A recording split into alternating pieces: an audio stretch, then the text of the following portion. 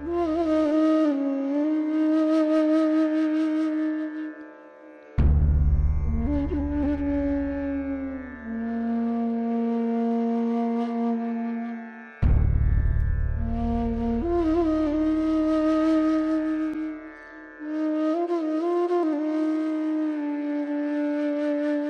ಜಾನಕಿ, ನೀನು ಸಹ ನಾರುಮಡಿ ಉಡಬೇಕಾಯಿತೆ. ಈ ಅನರ್ಥಗಳಿಗೆಲ್ಲ ಕಾರಣ ಈ ದುಷ್ಟಳಾದ ಕೈಕೆ. ಮಹಾರಾಜರನ್ನು ವಂಚಿಸಿ ವರಗಳನ್ನು ಪಡೆದದ್ದೇ ಅಲ್ಲದೆ ಆ ವರಗಳನ್ನು ಮೀರಿದ ಇನ್ನೂ ಹೆಚ್ಚಿನದನ್ನು ಅಪೇಕ್ಷಿಸುತ್ತಿದ್ದೀಯಾ ಅಲ್ಲವೇ? ಮುನೀಂದ್ರ, ಸೀತೆಯ ಮೇಲಿನ ಕನಿಕರದಿಂದ ವೃಥಾ ನನ್ನನ್ನು ನಿಂದಿಸಬೇಡಿ. ನನ್ನದು ಎರಡೇ ಅಪೇಕ್ಷೆ, ಅಷ್ಟನ್ನೇ ನಾನು ಕೇಳಿದ್ದು. ಅದಷ್ಟೇ ನನಗೆ ಬೇಕಾಗಿರುವುದು. ಹಾಗಾದರೆ ನೀನು ಸೀತೆಯನ್ನು ಅರಣ್ಯಕ್ಕೆ ಹೋಗಬೇಕೆಂದು ಕೇಳಿಕೊಳ್ಳಲಿಲ್ಲ ಅಲ್ಲವೇ? ಸರಿ, ಹಾಗಾದರೆ ಸೀತೆ ಅರಣ್ಯಕ್ಕೆ ಹೋಗಬೇಕಾಗಿಲ್ಲ.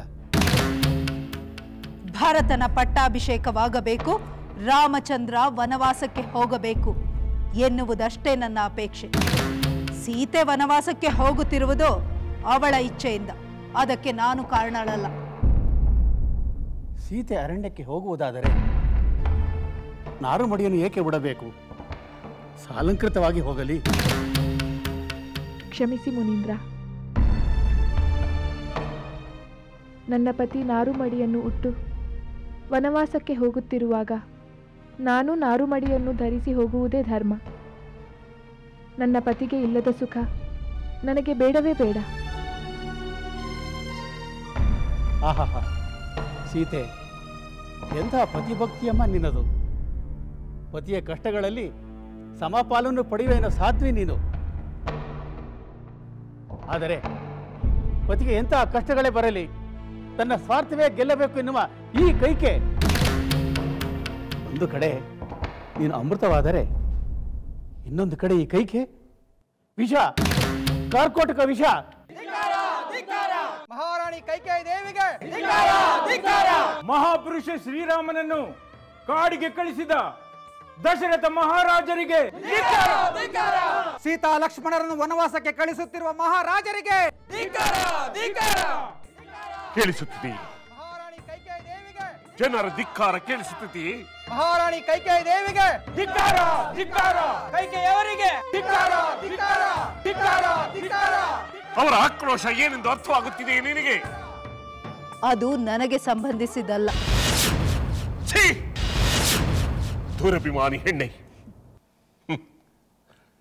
ಜನಕ ಮಹಾರಾಜರ ಪುತ್ರಿ ನಾರುಮಡಿಯನ್ನುಟ್ಟು ಸನ್ಯಾಸಿಯಂತೆ ನಿಂತಿರುವುದನ್ನು ನೋಡಿದರೂ ಸಹ ನಿನ್ನ ಮನಸ್ಸು ಕರಗಲಿಲ್ಲವೇ?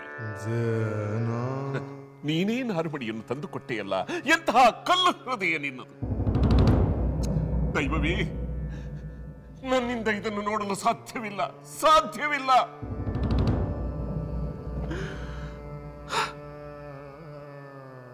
ಸೀತೆ ಮಗಳೇ, ಮಿಥಿಲೆಯಿಂದ ನನ್ನ ಪುತ್ರನ ಅರ್ಧಾಂಗಿಯಾಗಿ ಬಂದ ನೀನು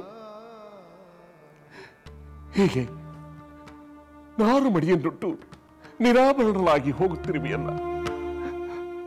ಜನಕ ಮಹಾರಾಜರು ನನ್ನ ಪುತ್ರಿಗೆ ಯಾವ ತಪ್ಪಿಗಾಗಿ ಶಿಕ್ಷೆ ಎಂದು ಕೇಳಿದರೆ ನಾನು ಏನೆಂದು ಉತ್ತರ ನೀಡಲಿ? ಏನೆಂದು ಉತ್ತರ ನೀಡಲಿ? ಏನೆಂದು ಉತ್ತರ ನೀಡಲಿ?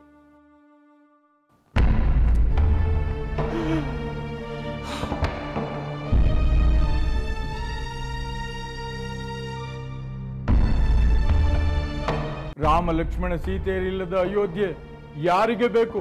ಹೌದೌದು, ನಾವೆಲ್ಲರೂ ಪುರುಷ ಶ್ರೇಷ್ಠನಾದ ರಾಮನೊಡನೆ ಕಾಡಿಗೆ ಹೋಗಿ ಬಿಡೋಣ.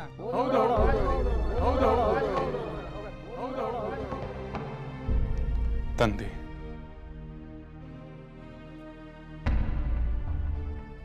ನಾನು ವನವಾಸಕ್ಕೆ ಹೊರಡುವ ಮೊದಲು ತಮ್ಮಲ್ಲಿ ನನ್ನ ಒಂದು ಭಿನ್ನಹವಿದೆ. ಹೇಳು ಕುಮಾರ, ನಿನ್ನ ಕೋರಿಕೆ ಏನೆಂದು ಹೇಳು. ಅದೇನೇ ಇದ್ದರೂ ನಾನದನ್ನು ಈಡೇರಿಸುತ್ತೇನೆ. ತಂದೆ, ಈ ನನ್ನ ಮಾತೆ ತಮ್ಮ ಸತಿಯಾಗಿ ಪತಿವ್ರತ ಧರ್ಮವನ್ನು ನಿಷ್ಠೆಯಿಂದ ಪಾಲಿಸಿದ್ದಾರೆ. ಈಗ ಅವರು ವೃದ್ಧರಾಗಿದ್ದಾರೆ. ಗುಣವಂತರಾದ ಸುಶೀಲೆಯಾದ ನನ್ನ ಮಾತೆ ಸದಾ ತಮ್ಮ ಹಿತವನ್ನೇ ಬಯಸುವವರು. ತಂದೆ, ದುಃಖಿತೆಯಾದ ನನ್ನ ಮಾತೆಯ ಯೋಗಕ್ಷೇಮದ ಕಡೆಗೆ ತಾವು ಗಮನ ಹರಿಸಬೇಕೆಂದು ತಮ್ಮಲ್ಲಿ ಮತ್ತೆ ಮತ್ತೆ ಕೇಳಿಕೊಳ್ಳುತ್ತೇನೆ. ಎಲ್ಲರ ಮನಸ್ಸಿನ ವೇದನೆ ಏನೆಂದು ನಾನು ಅರಿತಿದ್ದೇನೆ. ವಿಪರ್ಯಾಸ, ಎಲ್ಲರಿಗೂ ಸಂಕಟವನ್ನು ಕೊಟ್ಟು ನಾನು ಸಂಕಟ ಪಡುತ್ತಿದ್ದೇನೆ.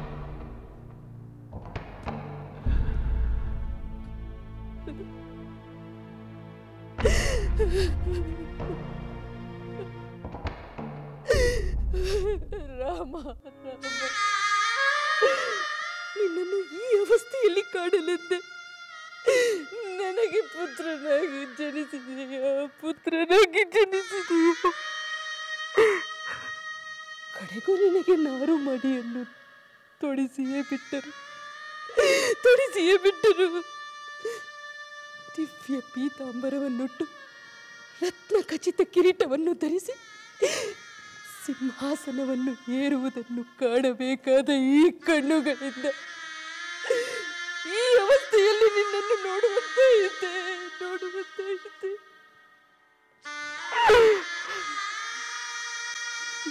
ಯಾವ ದೇವನು ನೀನು ನಾರು ಮಡಿಯನ್ನು ಉಡುವುದನ್ನು ತಪ್ಪಿಸಲಾಗಲಿಲ್ಲ.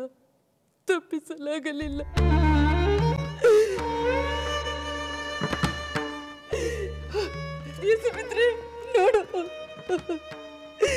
ನಾನು ನೀನು ಮಾಡಿದ ಪ್ರಾರ್ಥನೆ, ಉಪವಾಸ, ಜಾಗರಣೆ ಎಲ್ಲ ಏನಾಯಿತೆಂದು ನೀನೇ ನೋಡು.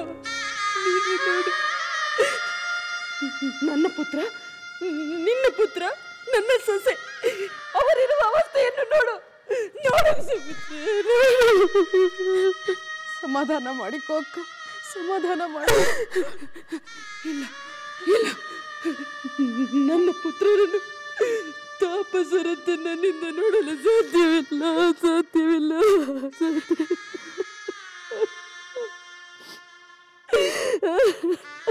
ಯಾರು ತಾನೇ ನಿರೀಕ್ಷಿಸಿದ್ದರು ಈ ಕೈಕೇಯಿ ರಾಮಚಂದ್ರನನ್ನು ನಾರು ಮಡಿಯಲ್ಲಿ ನೋಡಬೇಕೆಂದು ಅದೆಷ್ಟು ದಿನದಿಂದ ಹೊಂಚು ಹಾಕಿದ್ದಳು. ಹೇಳು ಕೈಕೇಯಿ, ಹೇಳು, ಕೌಸಲ್ಯ ಯಾವ ತಪ್ಪು ಮಾಡಿದ್ದಳು? ನಿನಗೆ ಏನು ಕೇಡು ಮಾಡಿದ್ದಳು? ಅವಳ ಮಗನಿಗೆ ಇಂತಹ ಶಿಕ್ಷೆ ಕೊಡುವ ದುಷ್ಟ ಆಲೋಚನೆ ನಿನಗೆ ಏಕೆ ಬಂತು? ನೀನು ಒಬ್ಬ ಹೆಣ್ಣಾಗಿ, ತಾಯಿಯಾಗಿ ಅವಳ ಸಂಕಟ ನಿನಗೆ ಅರ್ಥವಾಗಲಿಲ್ಲವೇ?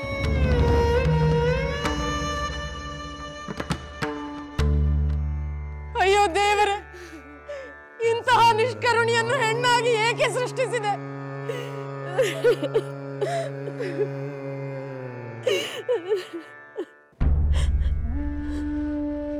ನಾನು ಯಾವುದೋ ಪಾಪ ಮಾಡಿರಬೇಕು.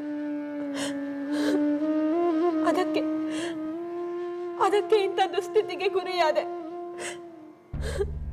ತಪ್ಪು ರಾಜಕುಮಾರಿ, ನೀವು ಪಾಪ ಮಾಡುವುದು ಸಾಧ್ಯವೇ ಇಲ್ಲ.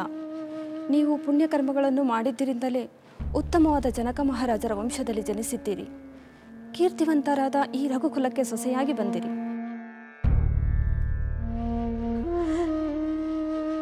ಅಷ್ಟೇ ಅಲ್ಲ, ಸೀತೆಯಂತ ಸಹೋದರಿ, ರಾಮಚಂದ್ರರಂತ ಭಾವ, ಲಕ್ಷ್ಮಣನಂತ ಪತಿ ಪಡೆಯುವ ಭಾಗ್ಯ ಸಾಮಾನ್ಯವಾದದಲ್ಲ. ಆದರೆ ಈ ಎಲ್ಲ ಭಾಗ್ಯವನ್ನು ಚಂದ್ರನನ್ನು ರಾಹು ನುಂಗಿದಂತೆ ದುರಾದೃಷ್ಟ ನುಂಗುತ್ತಿದೆ. 14 ವರ್ಷಗಳ ಕಾಲವೆಂದರೆ ಸ್ವಲ್ಪ ಸಮಯವಲ್ಲ. ಅಷ್ಟು ಕಾಲ ಪತಿಯಿಂದ ದೂರವಿರುವುದು ಸುಲಭವೇ? ರಾಜಕುಮಾರಿ, ಸುಲಭವಲ್ಲ ಎಂಬುದು ನನಗೂ ಗೊತ್ತು. ಆದರೆ ಬೇರೆ ದಾರಿ ಏನಿದೆ? ಇಂಥ ಪರಿಸ್ಥಿತಿ ಬರಬಹುದೆಂದು ನಾನೆಂದೂ ಊಹಿಸಿರಲಿಲ್ಲ. ಹೌದು ರಾಜಕುಮಾರಿ, ಬಹಳ ಕಷ್ಟದ ಪರಿಸ್ಥಿತಿ ನಿಮ್ಮದು. ನೀವು ನಿಮ್ಮ ದುಃಖವನ್ನು ವ್ಯಕ್ತಪಡಿಸಿದರೆ ಕೌಸಲ್ಯ ದೇವಿಯವರು, ಸುಮಿತ್ರೆ ದೇವಿಯವರು ಇನ್ನಷ್ಟು ದುಃಖ ಪಡುತ್ತಾರೆ.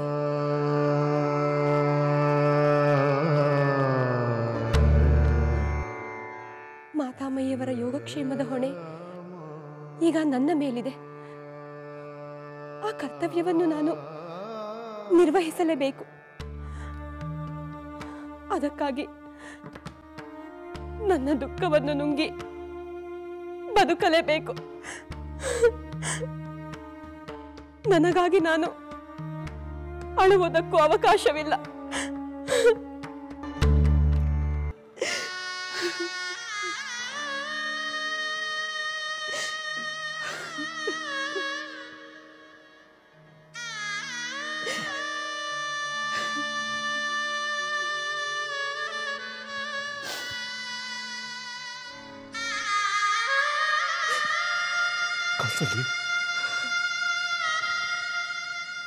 ನಿನ್ನ ದುಃಖಕ್ಕೆ ಸಮಾಧಾನವನ್ನು ಹೇಳುವ ಶಕ್ತಿ ನನಗಿಲ್ಲ.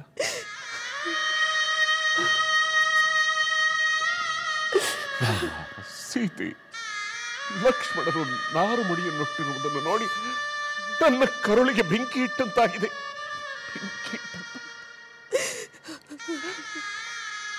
ಎಷ್ಟು ವರ್ಷಗಳು ನಾನು ಪಡೆದ ಪುಣ್ಯದ ಫಲವೆಲ್ಲ ನಿಷ್ಫಲವಾಗಿ ಹೋಯಿತು.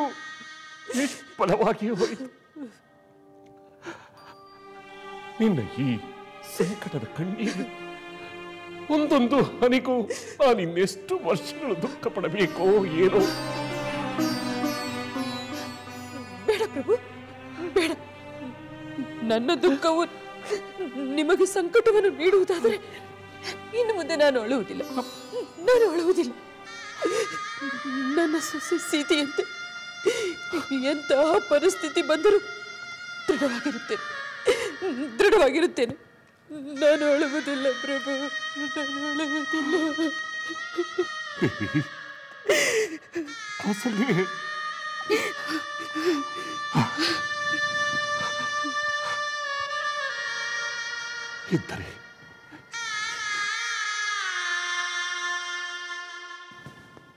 ಇದ್ದರೆ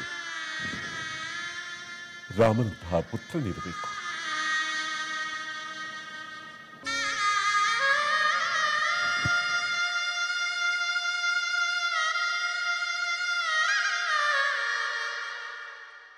ಸೀತೆಯಂತಹ ಸೊಸೆ ಇರಬೇಕು.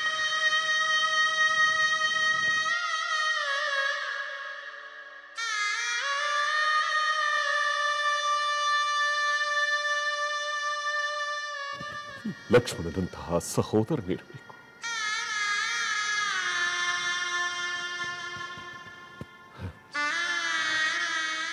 ಇವರೆಲ್ಲರೂ ತಮ್ಮ ಸನ್ನಡತೆಯಿಂದ ಲೋಕಕ್ಕೆ ಆದರ್ಶಪ್ರಾಯರಾಗಿದ್ದಾರೆ. ಆದರೆ ನನ್ನದೊಂದು ಆಸೆ ಇದೆ. ಯಾವುದೇ ಕಾರಣಕ್ಕೂ ಇವರನ್ನು ಬರಿಗೈಯಲ್ಲಿ ಕಳುಹಿಸಲಾರೆ. ಸುಮಂತ್ರ, ಭಂಡಾರಕ್ಕೆ ಹೋಗಿ ರತ್ನಾಭರಣಗಳನ್ನು ಇಲ್ಲಿಗೆ ತನ್ನಿ. ಅದರಲ್ಲಿ ಕೊಂಚವನ್ನಾದರೂ ಇವರು ತಮ್ಮೊಡನೆ ಕೊಂಡೊಯ್ಯಲಿ. ಅದೇ ನನ್ನ ಆಸೆ. ಆಗಲಿ ಪ್ರಭು, ಈಗಲೇ ತರುತ್ತೆ.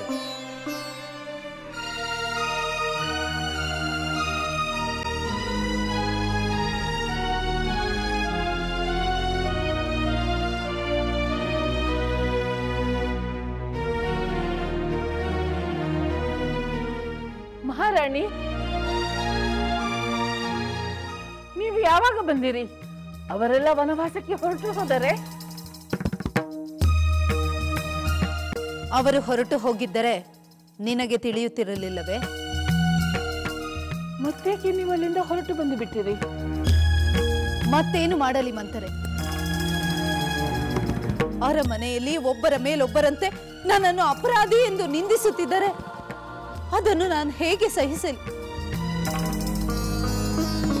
ಆ ವಶಿಷ್ಠರು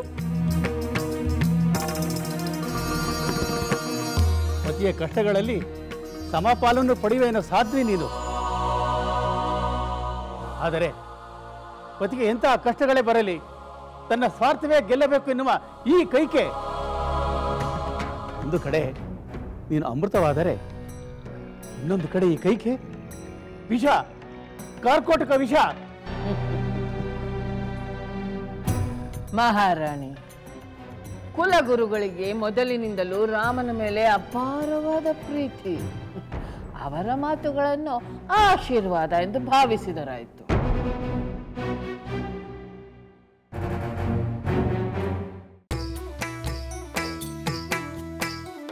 ಲಂಕೆಯಲ್ಲಿನ ದುರುಳ ದರ್ಪವು ಸೀತೆ ಸಹನೆಗೆ ಸೋತಿತು. ಅಂಕೆ ಇರದ ಅಸುರ ಕುಲವು ರಾಮ ಬಾಣಕ್ಕೆ ಅಡಗಿತು. ದೂರವಿರಲಿ ಸನಿಹವಿರಲಿ ರಾಮ ಹೃದಯ ನಿವಾಸಿನಿ. ಯುಗವು ಯುಗವು ಸಾಗಲಿ ಅಕಳಂಕ ಪ್ರೇಮ ಪ್ರಬೋಧಿನಿ. ಅಮರ ಗಾಧೆ ಧರಣಿ ಜಾತೆ ಸಾಧ್ವೆ ಸೀತೆ ಸುಚರಿತೆ. ಸಹನ ಶಕ್ತಿ ಪತಿಯ ಭಕ್ತಿ ಲೋಕಮಾನ್ಯ ವಂದಿತೆ.